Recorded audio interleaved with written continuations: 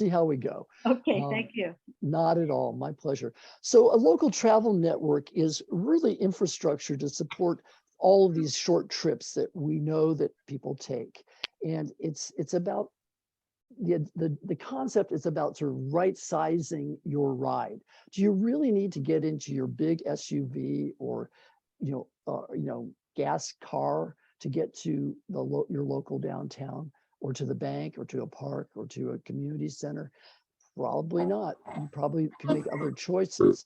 So the implementation that we're working on right now has to do with sustainable choices. It's about sort of improving the environment that would support safety, to support reducing greenhouse gas emissions, and ultimately to make our communities a better place to live. Ultimately, at the end of the day, it's also about access. We have a growing and older population here. So figuring out ways in which we can use our systems of transportation in safer, more sustainable ways is what a local travel network is designed to do. So what is it exactly?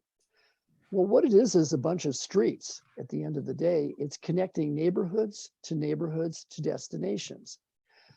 If you look at the entire network of streets in the South Bay, and we'll show you a map in a little bit, there are about 2,000 miles of streets, okay, crisscrossing the entire South Bay from El Segundo down to the port, all the way back out to Hawthorne, Inglewood, Carson. What we did is we distilled those streets down to 243 miles, connecting them from neighborhoods to destinations, crossing at controlled intersections, traffic signals. Now these streets are about 25 miles an hour or less, so they're very safe. These are like literally right in front of your doorstep to your home. And the idea is that this would become a network it would be a defined network that automobiles and other kinds of what we call micromobility modes could use together, hopefully driving very slowly, very safely. This is about personal ownership of these vehicles. So this isn't about the Bird scooters or the Lyft bikes, e-bikes. This is about you owning a vehicle and using it within your own community. So we like to play this when we have a little bit of time, and I'm going to see whether I can get this. Oops. So let's see whether I can play this. Man, oops.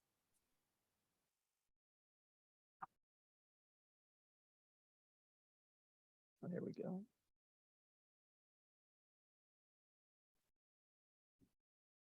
Well, this is a video that isn't working right now, so I apologize for that. So we all have our problems. Let me try it this way. All right, here we go.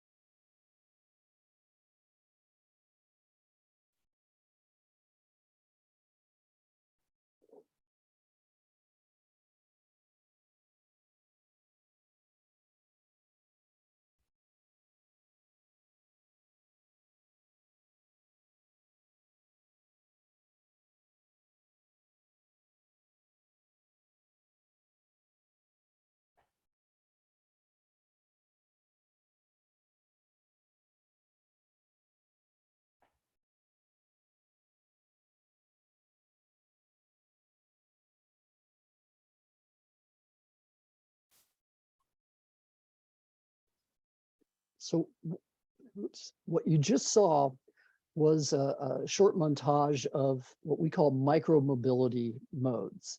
These are electric or pedal. They are bicycles. They are electric golf carts. There's a whole range of them, and I thought I'd share with you some of them right now. But these are the sort of right sizing vehicles that you could use as an alternative for your local trips. And that's what we're trying to accommodate. That's the infrastructure we're trying to build to safely accommodate these kinds of vehicles. So as you know, or you may know, e-bikes are booming. Ever since the pandemic, they've just taken off, and they will continue to do so because the state of California is offering rebates for these kinds of bicycles starting in January, or we think will start in January. And here's a few of them. The bike to the left, it's called a cargo bike.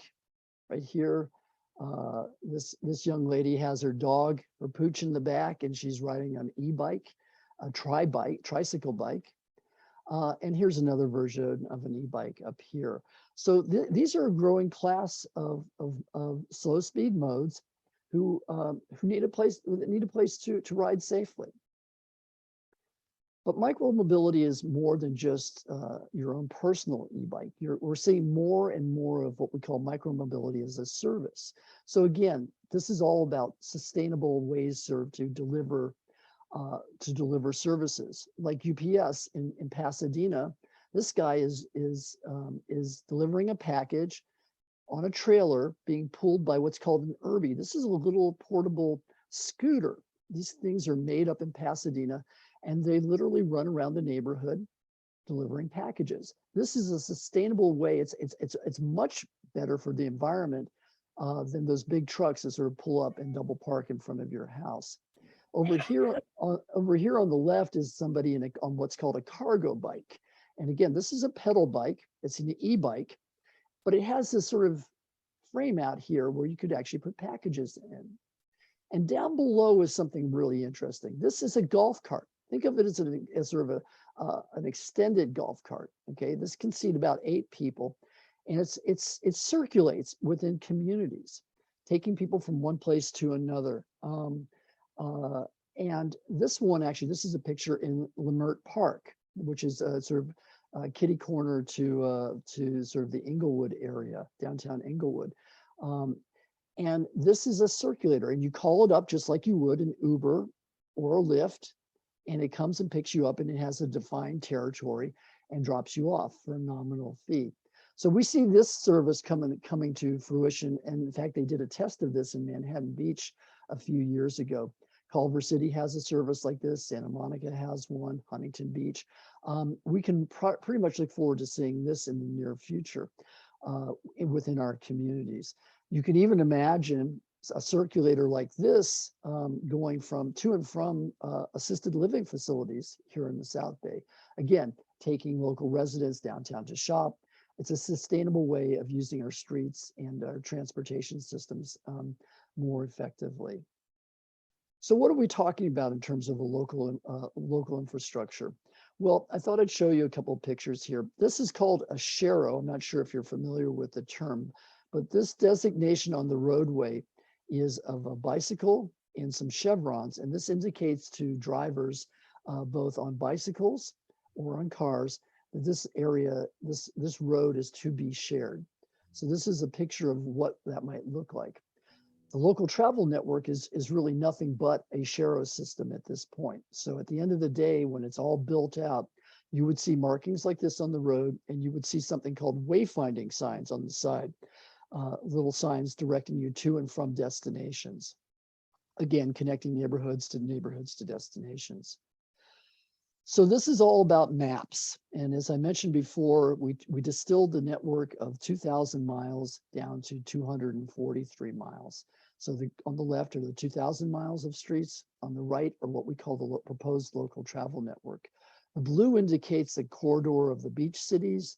The green is another corridor we call the inland cities, and the purple would be sort of our third phase to the project, which would be sort of the other cities. These all link both within cities and between cities. So the idea is that if you lived up in Manhattan Beach and you wanted to go to, I don't know, downtown Torrance to the bakery for lunch, you could literally drive yourself around on these slow speed streets to get there. And similarly, if you lived inland and wanted to go to the beach, you could find your way to the beach just as easily. And this is just a drill down into the proposed local travel network for the beach communities. David and I and our team are working very hard with our cities and other stakeholders to refine these streets down to the ones that will ultimately be on the network. And you might ask yourself, well, why doesn't this go, these purple lines, which are the local travel network, go everywhere? I don't see my street on this. Well, the network serves as a backbone. You know your own neighborhood really well. And the idea then is that you would leave your door, find a trailhead, just like you might if you were hiking, and then hop onto the local travel network. You would be guided by signage, wayfinding signs directing you to, let's say, the beach or to a school or to a park. And you would also be directed by the sort of sharrows, those markings on the road, to get to and from your destinations. This is an image of a map describing the local travel network on our inland corridor, which is Hawthorne, Lawndale, and Gardena. We realize that the cog that, our cities may or may not be able to sort of, bite off all, this entire apple at one point. So we're working very hard now with the beach cities, and we're bringing along our inland cities slowly, sort of stepwise, trying to build out this network across all of our cities. It's a long process, as you can imagine. What's important about our network is that you go someplace, right? I mean, all of us, enjoy recreational bicycle riding, or, just taking a spin in the car sometimes, or maybe even just going to the beach for sunset, but that's actually a destination. So when we did our work, we overlaid it with destinations in the South Bay. This is what's called a heat map. And you can tell by the colors, the darker the color, the darker the orange, the more destinations are sort of underneath that. And if you peeled this back, you would see a bunch of dots underneath there that would describe stores or parks or schools or all of the above, or even employment centers. So the darker the area. And you can see how the network, the purple lines, sort of more or less kind of flow into and around or close to the destinations in the South Bay. And I think I'm going to hand it over to David, because what we're doing right now is what's called the implementation process. And it's your tax money hard at work, to be honest with you. And we're going through what's called a wayfinding project, which is sort of the precursor to actually implementing this. David, you want to say a few words of this and just tell me when to move the slides? Sure. So what we're doing right now with a consultant that we have on board is trying to develop kind of the brand of the network. What are you going to see on the street post as you're traveling the network? And so we've held a few focus groups with staff from the cities, and we came up with three proposed signs that the COG board will ultimately select one that will be used on the network. So as we go through these, you'll see they're all a little bit different from one another, and they've all got their pluses or minuses depending on your point of view. So this one we're calling just multimodal. It's kind of got that standard green sign that you've seen going on the freeway, probably a bike network sign that you'll see in your neighborhood, and it's got the little vehicle shapes on there to kind of indicate what this network's about. It's about bikes, it's about NEVs, it's about scooters, it's about EVs at the end of the day. And so the little image on the right kind of shows you conceptually what it might look like. You'll see the network name at the top, and then you'll have an arrow saying this way to the school, this way to the hospital, this way to whatever other destination. And that will all be customized by the city, depending on where that sign is, what they're trying to direct you to. Aaron, you can go on to the next one. This one's a little bit different. It's a little bit less standard. It's a little bit more branded, I would say. The LTN letters are really bright, right in your face. But again, we're trying to show which modes of travel we think should be on this network. Again, because it might not be clear that local travel means e-bikes or scooters or neighborhood electric vehicles. So the symbols down there are really a critical part to the sign. And you can go ahead to the next one. And the third one is the most out of the norm. It's a turtle, a rolling turtle. And again, we've got the little symbol down at the bottom, but it's a fun, different sign that seemed a little funny at first, but as we talked to other groups, people really seem to like this turtle sign, and the turtle kind of indicates the more slow nature of that street and the whole point of the network. And so right now we're working with our board. They're talking to their council colleagues to kind of get their opinions. And ultimately at our November 17th board meeting, we are hoping that the COG board will be able to come to a consensus on which of those 3 signs will be the one. And that's really the big thing left to do before we're able to start implementing this this network. The sharrows that Aaron was talking about that are on the street, that's very standard public works stuff. That's nothing new to them. So it's really the sign that's going to, I think, make the network. And so in my personal opinion, I think the turtle is very different than everything else that you see, and might be a little bit more attention grabbing for folks that, and at the end of the day, you want to be able to grab people's attention with the sign so that folks know that they're on the network if they're using these kinds of vehicles, and this is the proper place for them to be.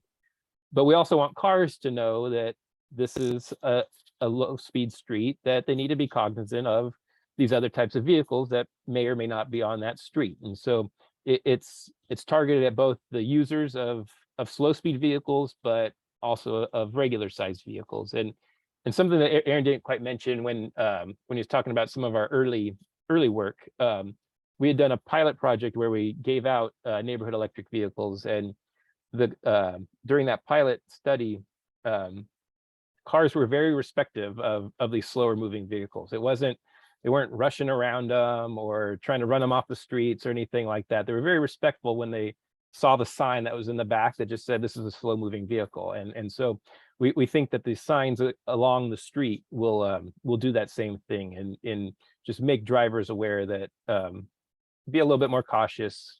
Going 30 down a 25-mile-an-hour street is not going to get you anywhere faster.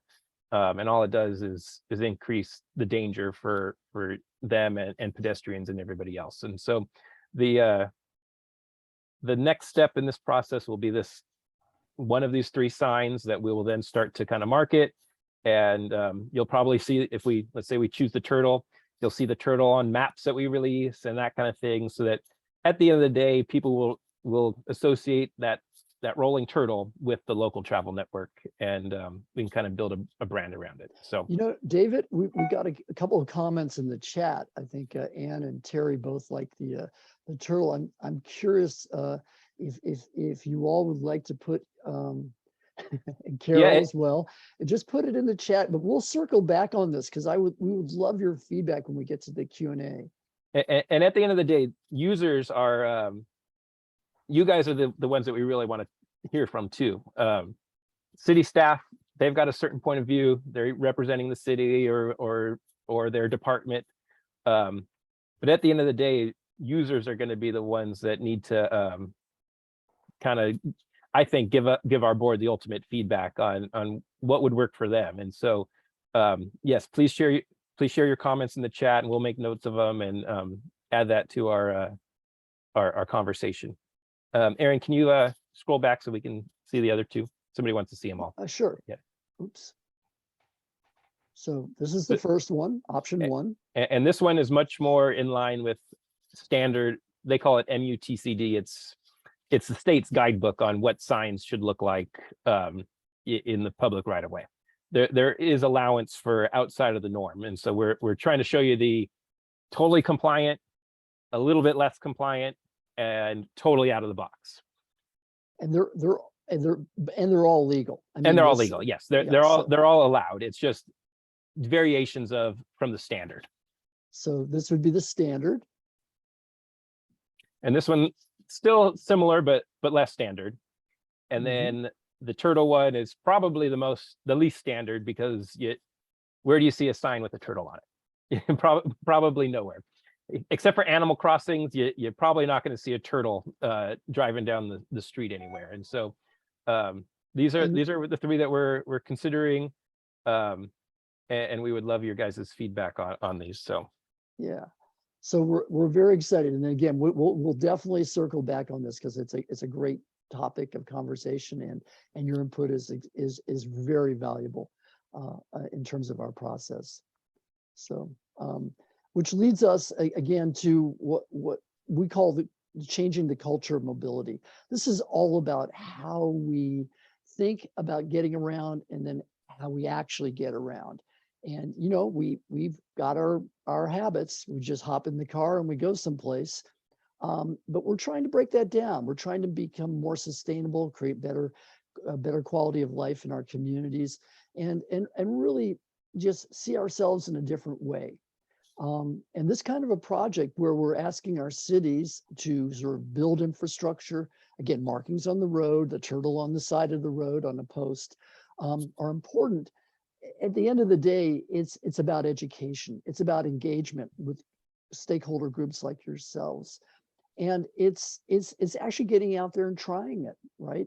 It's creating events where you have the opportunity. If you like that e-trike that young lady was riding around with her dog, that you have an opportunity to try it. And maybe you become a customer. Maybe you see yourself on that. Maybe you see yourself in an electric car, a golf cart. You know, every opportunity should be given to that. And what we're trying to do is create this program, if you will, starting at the street, changing the streets, and then supporting it with education. E-bike safety. You see kids on e-bikes now because why? They're a great holiday gift. It is the thing to have, but they need to be able to ride them safely. They need to have helmets on. They should have helmets on. They should be obeying the rules of the road as they go along, as we all should. So this is the kind of work that we're doing, and it's not a fast lift. It's a long process, and we're starting now, and we see again implementation of the network itself, the wayfinding signs and the Shero system coming in 2024, 23, 24. But it's but it will continue on. This isn't going to just end once the paint dries on the road and the signs are up. It's going to be ongoing to get folks to sort of take hold of this and change the way they see themselves in our community. So what are the next steps? Well, we want you to become champions of this idea in your city and across the South Bay. If you like the idea, talk about it. Take it to your committees and to your to your groups that you interact with and network with. You can become involved with your city's planning on this subject. Commission meetings are going to be held, council meetings where this will be on the agenda.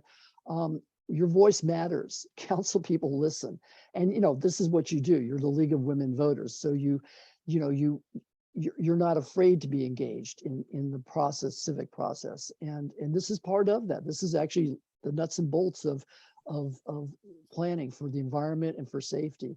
And then partner with the COG and your cities and other stakeholders for safety and safe routes to school programs. These things are out there. Manhattan Beach rolled out something a few months ago. Hermosa Beach is thinking about it. Other communities are as well. And so how can you be involved? Well, your voice matters, and you're an important demographic to these kinds of programs. And like I said, you give micromobility a spin. Did you know that there are two, what they're called neighborhood electric vehicle or golf cart dealerships in the South Bay? One's located in Hermosa Beach and one is just up the road towards Manhattan Beach. Go out and take a golf cart for a spin. It might change your life. E-bikes, if you walk into a bicycle dealership, they love for you to get on a bike and try it. So, that's the idea. And then ultimately it's making the decision, I'm going to try something else. I'm going to ride my bike to the store or to the restaurant that's near me. And that's what that's all about. Let me add one thing there too, Aaron. Sure. That we consider this as sort of an equity project also. That true. our executive director, she likes to say it facilitates kind of the first vehicle and the last vehicle. So as a parent, you might not want to give your high school 16-year-old a car that they can go 100 miles an hour on the freeway to who knows where.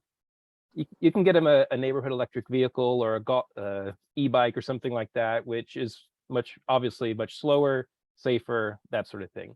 And it's also a good last vehicle where you might not feel comfortable driving around in a big SUV anymore or a full-size car, but getting in your NEV and being able to go to the store allows folks that aren't comfortable doing that full-size car anymore a way to maintain their mobility and independence to a greater extent. So you don't have to worry about, am I maybe not as safe anymore in a full-size car? I can get in my e-trike and go do my groceries and get all my errands done and not have to worry about that side too. And so we're trying to explain that to Metro and all of these other agencies who really look at active transportation, which is a great thing, but they consider it just pedal power. So it's human powered.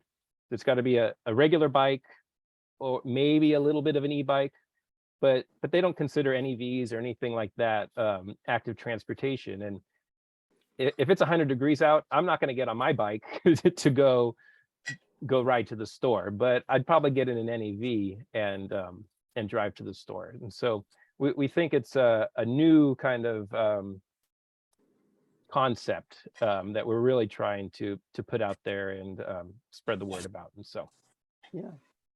So I think with that, Harriet, we are at the end of our formal presentation, and I'd love to stop sharing my screen and just engage with all of you. David and I are an open book. We're happy to take questions and get your feedback.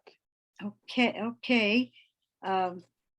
Now everyone can unmute their phones, their speakers, their audio. Okay. I see we have one in the chat. Let's say one wants to get to the beach or to the YMCA or to Costco. All need room and security for cargo, not necessarily just a ride. And then Torrance related, in order to get to most of the commercial, we really need to use one of about 6 major vehicle corridors. What do you suggest for Torrance? So I think for the first question, that's where a cargo bike or a vehicle like that would come in handy. So one of the things that we really want to work on is putting together a ride and drive event where you can come out and see all the vendors would be out there, and not just the vehicles, but all of the accessories that go with the vehicles. So like folks that have just a regular bike, you'll see you have just the regular bike, but then you can add the basket to the front or the basket to the back.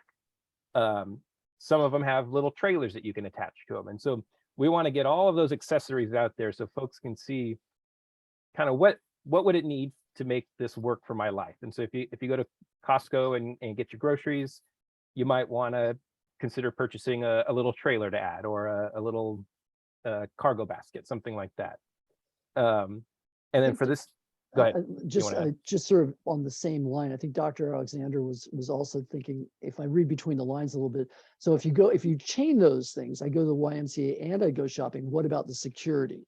About, what happens with my stuff?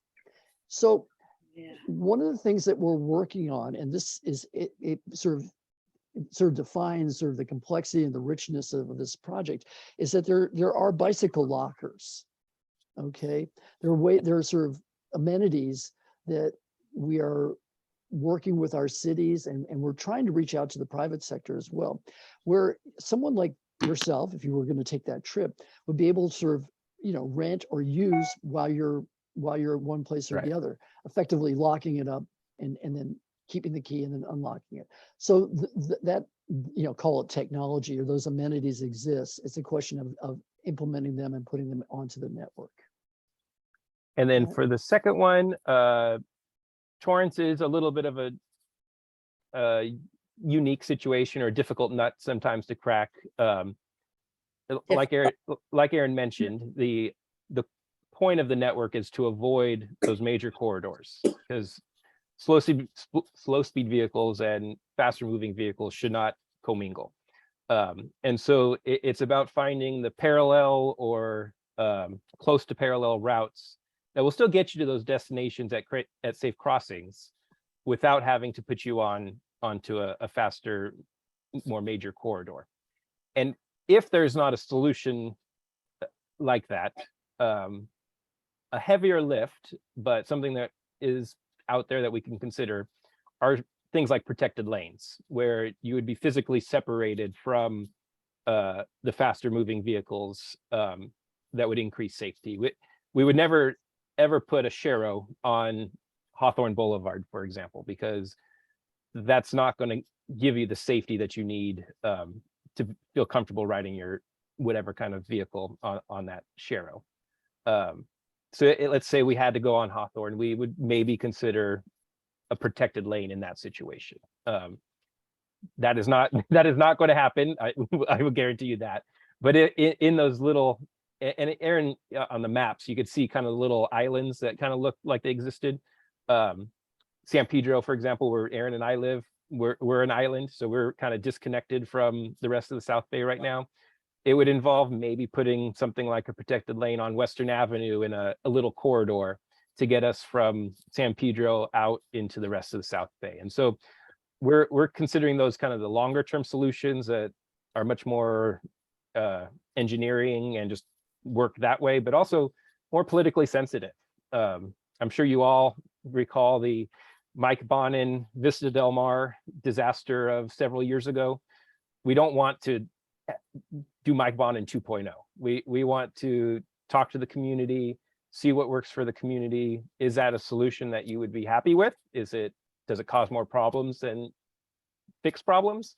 And so those are the kind of long-term conversations that we're starting to have. We're actually starting that with El Segundo and Manhattan Beach right now, about connecting El Segundo to Manhattan Beach. There's a stretch of Vista Del Mar that we would have to get on, or find an alternative, maybe access path or something like that.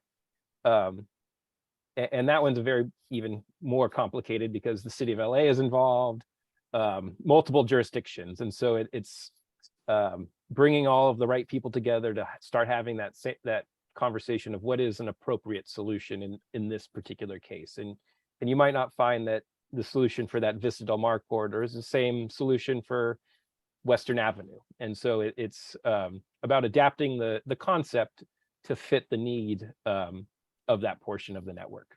Yeah, I think David sort of has, articulated it really well. It's, you almost need sort of this groundswell of interest, use, and enthusiasm for this to help set the table for these, what we're calling heavier lifts. And it's long term, and it's sort of an investment in the voices of stakeholders in, this is a good idea, we want to see it happen. And it's going to happen at the expense of something. It's at the expense of how we kind of traditionally see ourselves in cars and how we move around. And are we ready for that? That's the big question. And if the world's not getting any cooler, and the conditions in which we live with congestion and pollution and all that isn't sort of abating any quicker. So these are hard questions, but it's interesting. It feels like this is an opportune time for these conversations to happen. You were talking about connecting Manhattan Beach to El Segundo, and I'm wondering if the bike path along the ocean has been how has that been thought about by your task force? So it's something that we're considering. The issue is that the county prohibits electric vehicles on the strand, and so the county would have to change their rules about that. And then you get into the issue of commingling maybe an NEV with a pedal bike sort of thing. And so it could be a solution, but there's hurdles to overcome there too. There is an access path that I think County Beaches and Harbor uses between Vista Del Mar and the bike path that we might be able to access there. and find a solution that way. And so we're not ruling anything out. I think we want to have conversations with everybody and hear everybody's opinion and what the hurdles are to each of those answers or potential answers, and hope that we can find a workable solution. Because at the end of the day, we don't want to force anything on the community and then have it, because what happened with Mike Bonin's whole debacle is that it really set the conversation back a decade on that type of behavioral change and what he was trying to accomplish. He just did it in a really, really, really bad way. And we don't want to do that. And so we're trying to do that upfront work now, which is a lot harder to do, but I think in the long run it will provide a better answer to what we're trying to solve.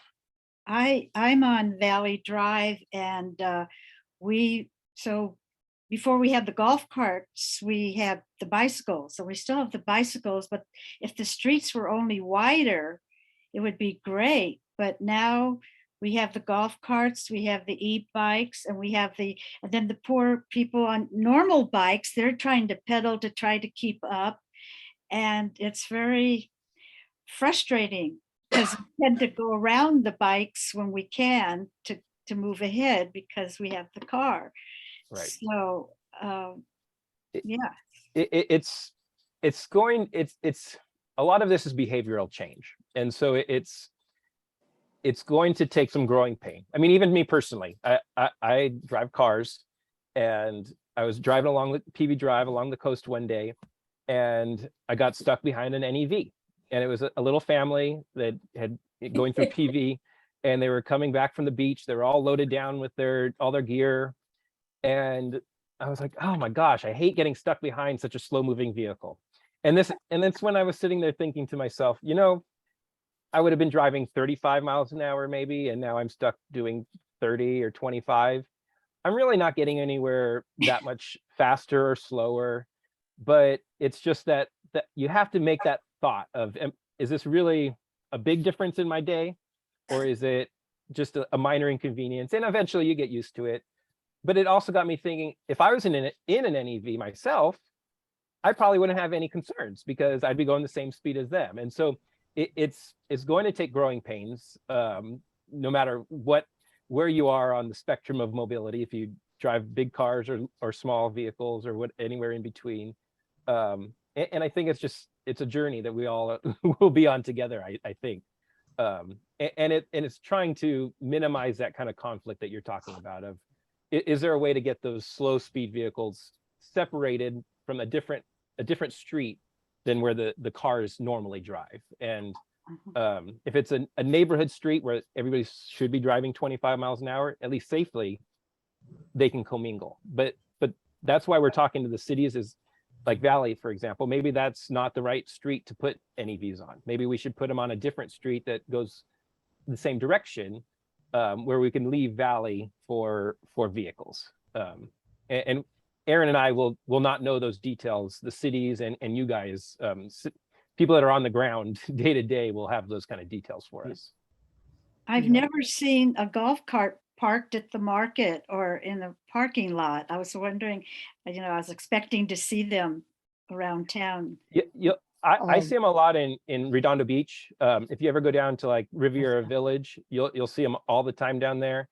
I think they're growing. They're a growing population. I don't think they're the dominant mode yet.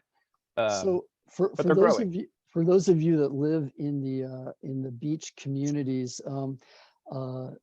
Manhattan Beach, Hermosa Beach, this Sunday there will be a golf cart parade, a Halloween golf cart parade.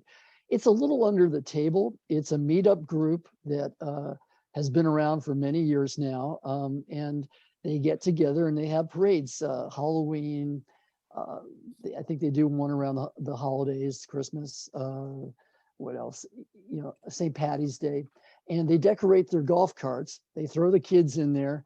Everyone's dressed up in costume, and they'll be traveling the streets on some of the proposed routes that we've suggested for our network. So, these are stakeholders who have invested in golf carts. They use them. To your point about, do you see them? You will see them on Sunday for sure. But they're out there, kind of using them to take kids to school, go to the store and such. And they're very enthusiastic. Let's No, just I say. see them a lot. It's just not in a parking lot. I haven't seen them in a parking lot. No, we Okay. have a lot in Manhattan Beach. No. Yeah, Yes. absolutely. Yeah. And again, I think you're going to see more and more of these kinds of vehicles or similar kinds of vehicles in terms of local delivery, UPS packages and such. It just makes sense. Driving a big truck into a small neighborhood doesn't really work for anybody, including UPS and FedEx. So, they're out there testing these kinds of systems and within communities. I see that Arnett, Ms. Travis asked a question about whether the South Bay Bicycle Coalition is involved, and the short answer is yes, absolutely. They are major stakeholders in the process. They've been out there working, working in this space for over 20 years, and so we're leaning on them heavily about what streets are good streets, about safety programs that they are developing, and how we can sort of support one another's goals and aspirations. And I see Dr. Alexander has a couple more questions. We have time for maybe one more question or two, let's say. Sure. I'm sorry, Ms. Travis, you going to follow up? Well, I just wanted to, the other part was regarding education, particularly with the bikes and the advent of e-bikes. And there's been a number of, a lot more violations, I'll say, and accidents involving bikes since the advent, since 2020 with the e-bikes. Yeah, and that's a huge point right there. And so what we're finding, and in fact, we have a focus group with law enforcement agencies across the South Bay in the second week in November. And we're finding safety programs are being developed. I know Manhattan Beach has rolled one out. Interestingly, or not surprisingly, I suppose, the schools are getting involved in this. So you're finding local PTAs working with law enforcement, working with city councils, all towards the goal of improving or educating kids from high school to middle school, maybe even lower, about e-bike and e-bike safety, or just safety in general in terms of bicycle usage. We are very supportive of that. We're trying to find a way to sort of become champions of this and support other programming that's going on, and looking for funds as well to sort of augment what's already going on in the community. The South Bay Bicycle Coalition, by the way, is actively engaged in developing this kind of programming. So that's out there, and you can look forward to seeing a lot more of that. Right. Thank you.